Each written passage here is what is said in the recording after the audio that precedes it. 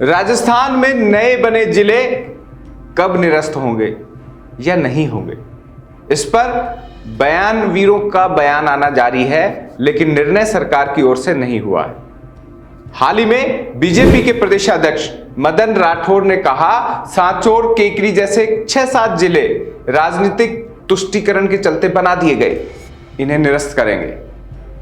8 सितंबर को दिया गया बयान अब वापस हो गया है, यानी मदन राठौड़ ने यू टर्न ले लिया है। ये नए जिले गलत तरीके से बना दिए, ऐसे कई गलत जिले बना दिए, जैसे एक विधानसभा का जिला सांचौर, एक विधानसभा का जिला केकड़ी, ये ऐसे जिले बना दिए जो एक तुष्टीकरण करने के लिए, खुश करने के लिए ऐसे जिले बना दिए। तो हम इसका कई जिले हटाएंगे और उसका एक हमने कमेटी बनाई और उस कमेटी को अध्ययन करने के लिए दिया कि वो अध्ययन करे। कई जिले हैं जिनकी मांग वाजिब भी है, वो जिले रहेंगे, बाकी जिलों को हम समाप्त करेंगे। आप देख रहे हैं राजस्थान चौक, मैं हूं अंकित तिवारी।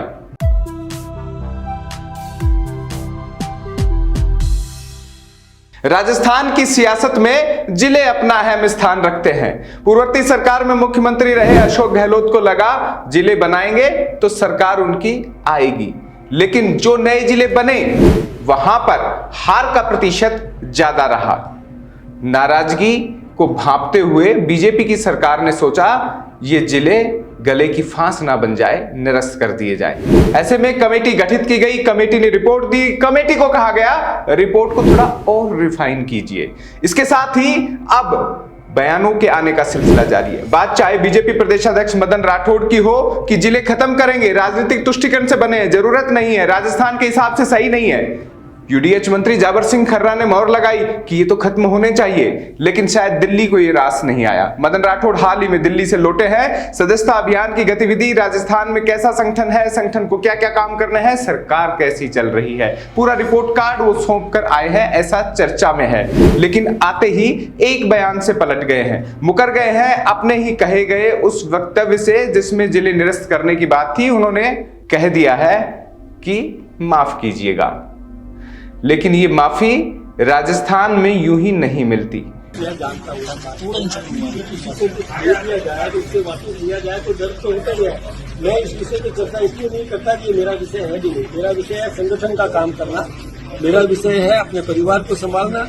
ये जिला बनाना नहीं बनाना ये सरकार का काम है, मेरा उस पर राजनीतिक तौर पर विरोधी उसे हमेशा भुनाते रहते हैं। ये क्या मदन राठौड़ के कमजोर होने की निशानी है, या राजनीतिक तौर पर बीजेपी का मूड बदल गया है कि उपचुनाव से पहले अगर रिस्क लिया तो तीसरी बार होगा चुनाव में हार का सिलसिला बढ़ना।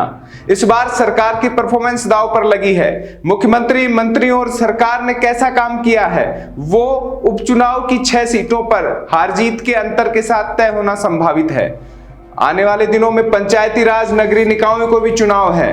सरकार इस वक्त बहुत ज्यादा अपने प्रदर्शन को राइजिंग करने की तैयारी में है, लेकिन राजस्थान है नए तालमेल के साथ आगे बढ़ ही नहीं रहा है। इन हालातों में जिलों को निरस्त करने का बयान देकर राजनीतिक तौर पर सुगबुगाहट मदन राठौड़, बीजेपी के प्रदेशाध्यक्ष, ने आगे बढ़ा दी।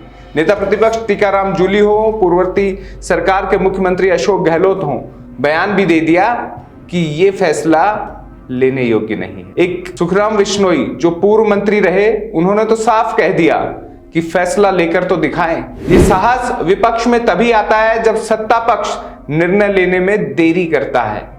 यहां तक कि राजनीतिक हलकों में यह भी चर्चा चल गई कि जिले निरस्त करने का निर्णय क्या मुख्यमंत्री भजनलाल और उनकी सरकार लेगी या दिल्ली से फैसला होगा। इन तमाम घटनाक्रमों के बीच में दिल्ली से लौटे बीजेपी प्रदेशाध्यक्ष मदन राठौड़ के यूटर्न ने साफ कर दिया है, फैसला दिल्ली से ही होगा, क्योंकि 8 सितंबर को दिए गए बयान से दिल्ली से लौटने के तुरंत बाद यूटर्न लेना यह दिखाता है कि इस पूरे वाकये पर दिल्ली में चर्चा जरूर हुई है। मदन राठौड़ ने कह दिया कि ये सरकार का फैसला है, संगठन का नहीं। सरकार फैसला लेगी, वो ऑथराइज्ड नहीं है।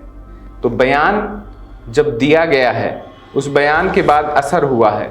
ऐसा राजस्थान की राजनीति में अक्सर पूर्व मुख्यमंत्री और कई राजनेताओं के आदर्श रहे भैरों सिंह शेखावत करते रहे हैं। वो मुख्य अखबारों में एक खबर छपवा दिया करते थे। ऐसा कहा जाता है कि उस खबर का पॉजिटिव इंपैक्ट अगर जनता में है तो लागू होगी, और नेगेटिव होती तो कह देते ये मीडिया वाले हैं, कुछ भी छापते रहते हैं, सरकार ऐसा नहीं कर रही है। तो क्या मदन राठौड़ जनता की नब्ज भांपने के लिए बयान दे रहे थे?